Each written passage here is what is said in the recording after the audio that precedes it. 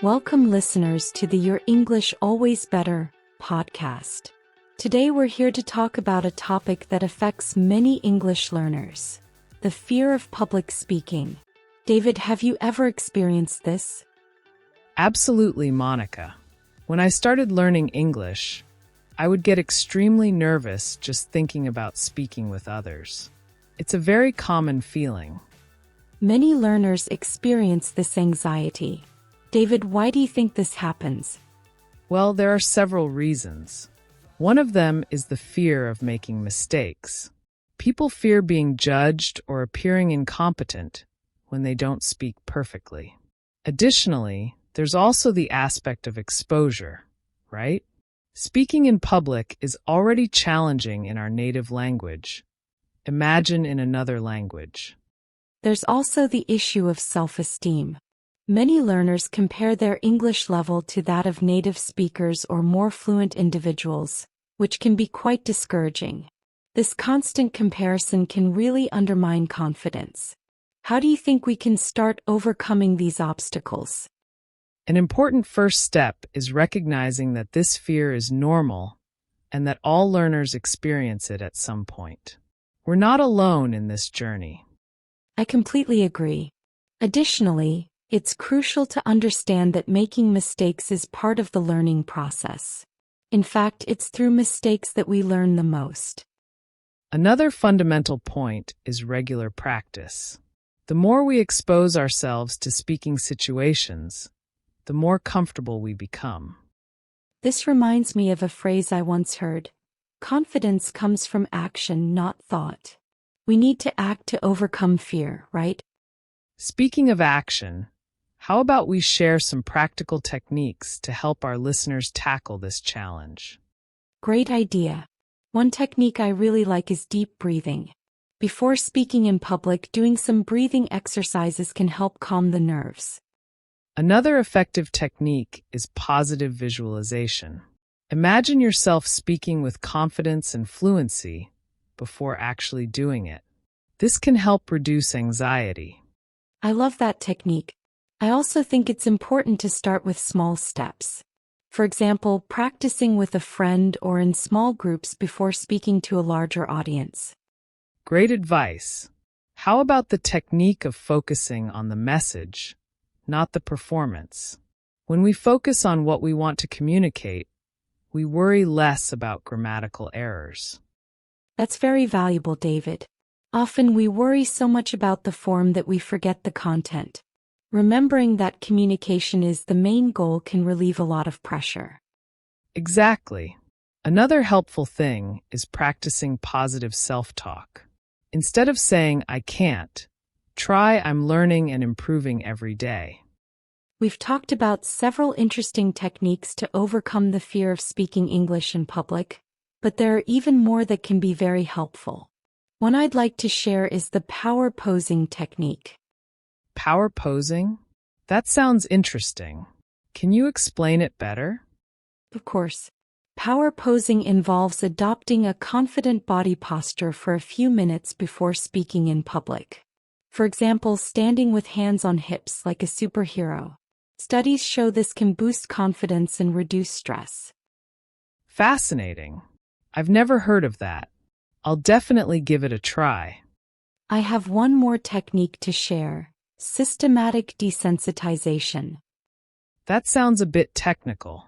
What is it about?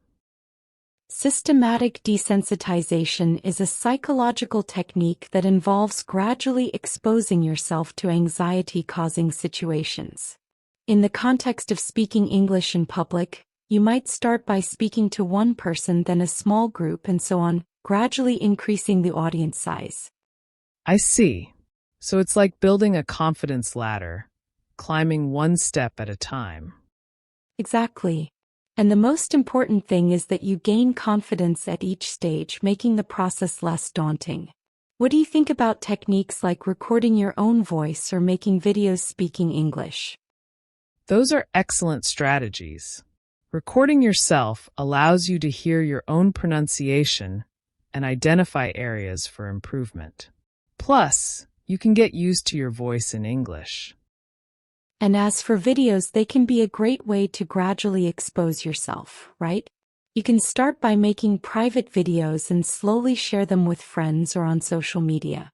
Exactly. It's a way to expose yourself in a controlled manner and gradually gain confidence. Speaking of gradual exposure, what do you think about joining English conversation clubs? I think it's a fantastic idea. These clubs offer a safe environment to practice, where everyone is there to learn and improve. There's no pressure to be perfect. Absolutely. And often, in these environments, you realize you're not the only one with difficulties, which can be very comforting. Now, I'd like to address an important point: the issue of perfectionism. Many learners fear speaking because they want to sound perfect. What are your thoughts on this? That's a common and dangerous obstacle. Perfectionism can be paralyzing. It's crucial to understand that the goal isn't to speak like a native, but to communicate effectively. Excellent observation. How can we help listeners overcome this quest for perfection? One approach is to set realistic goals. Instead of aiming for perfection, focus on improving one aspect at a time, like expanding vocabulary or improving the pronunciation of certain sounds. I really like that idea. I also think it's important to celebrate small progress. Every time you manage to communicate in English, even with mistakes, it's a victory. And speaking of mistakes, it's essential to change our perception of them. Mistakes aren't failures, they're learning opportunities. Each mistake teaches us something new and brings us closer to fluency. David, do you have any personal experiences on how you overcame the fear of public speaking? Yes, I do. One thing that helped me a lot was joining an English theater group. It seems daunting at first, but playing characters helped me feel less vulnerable. How interesting. Theater can indeed be a powerful tool for building confidence. Any other strategies that worked for you? Another thing I did was start an English podcast, like we're doing now. Speaking into a microphone, without seeing the audience, helped me feel more at ease. And we can't forget the importance of expanding vocabulary. The more words we know, the more confident we feel when speaking. Absolutely. Reading books, watching movies and series in English, and using language apps are great ways to enrich vocabulary. And, of course, listening to our podcast every day also helps a lot. Sure, that's a fantastic tip. Podcasts are great because they tell stories and provide everyday content that helps learners engage with the spoken language in many aspects of people's reality. Changing the subject a bit, do you think the learning environment also influences this fear of public speaking? No doubt. A welcoming and supportive environment can make all the difference. It's important to seek study groups or classes where you feel comfortable expressing yourself. And to conclude, I think it's important to remind our listeners that fluency is a process, not a destination. Each conversation, each presentation, is a step in this journey. The important thing is to try different approaches and find what works best for each person. Remember, the journey to overcoming the fear of public speaking is individual, and every little progress counts. Beautifully put. And remember, dear listeners, the only way to overcome the fear of speaking English in public is by speaking English in public. Precisely. Start small, be kind to yourself, and remember that every little progress is a big victory. Wow, so many effective techniques. Now it's just a matter of putting them into practice and gradually losing the fear of speaking English in public. Now, let's highlight 3 words used in the dialogue to expand your vocabulary. Let's go. Step. Meaning, each of the horizontal parts of a staircase where you place your foot when going up or down. Metaphorically, it represents a stage or phase in a gradual process. Example sentence: He climbed the career ladder slowly, gaining experience at each level.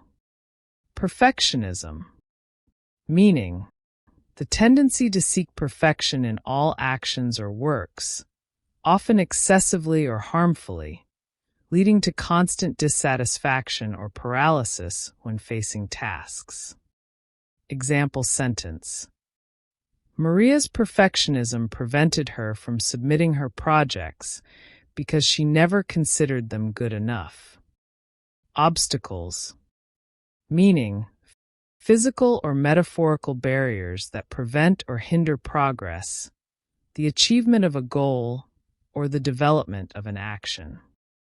Example sentence: Despite financial obstacles, she managed to complete her studies and graduate from university. Great, now you have 3 more words and their meanings to expand your vocabulary. And wait a little longer because we'll put suggestions for other podcasts on the screen to accelerate your English learning. If this content was useful to you, feel free to like the video and subscribe to the channel. Also, write in the comments about what kind of topics you want us to make videos on to help you learn English. Thank you for being here. See you in the next videos.